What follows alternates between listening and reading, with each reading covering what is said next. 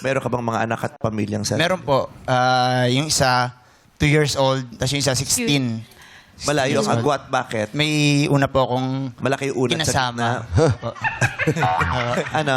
May Unang una po akong partner. naging partner. Tapos, Yun yung anak mo sa unang partner, yung 16. opo, nasa akin po siya. Tapos yung second partner mo, ito yung 2 years old.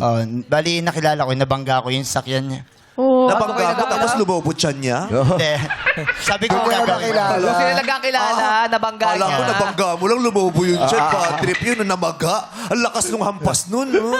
Nabangga mo. Parang yun yung start ng love story Binukol nila. mo eh.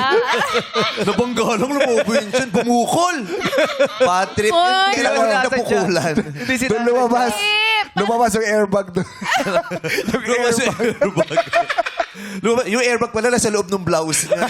Ay! Nabangga ako. Nabangga airbag. Pang teleserye ba? Ang kanilang kwento. Pang teleserye. Paano Diba? nabangga? Nag-aaral kasi kami magpinsan mag-drive na tinuturuan ko. Oo. Tapos nakapark yung Sasakyan niya? sakyan nila sa labas. Oo, Tapos tapos? nabangga ako ngayon. Tapos bumaba ako, sabi ko, Miss, pagawa ko na lang yung sakyan mo. Yeah. Gumagawa naman ng sakyan. Ikaw yung nagdadrive nung nakabangga.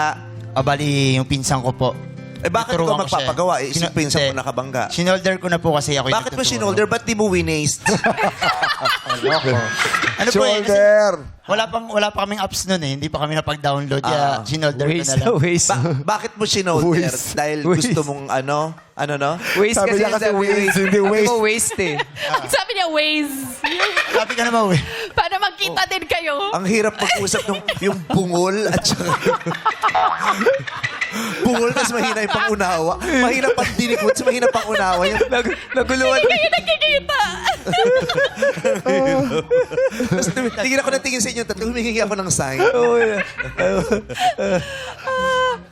Pero bakit nga ikaw sumolder, di naman ikaw nakabangga? Hindi, bali kasi ako po yung nagtuturo. Siya yung kasi. nagtuturo kasi. Ako niya.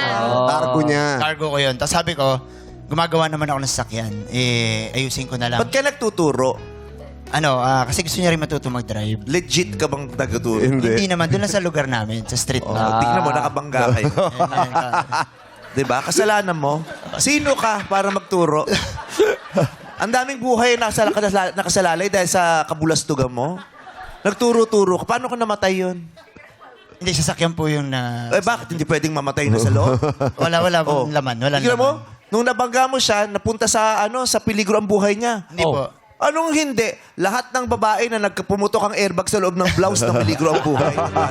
Yun lang. Siyam na buwan na namimiligro ang buhay ng babae. diba? Totoo yan. Hindi. Napakasensitibo ng Biro, katawan ng eh. babae. Siyam na buwan nang namimiligro yun. Opo. O, tignan mo. Alam ko po. Dahil sa binangga mo. O, wag mo akong tatawa. Hindi po.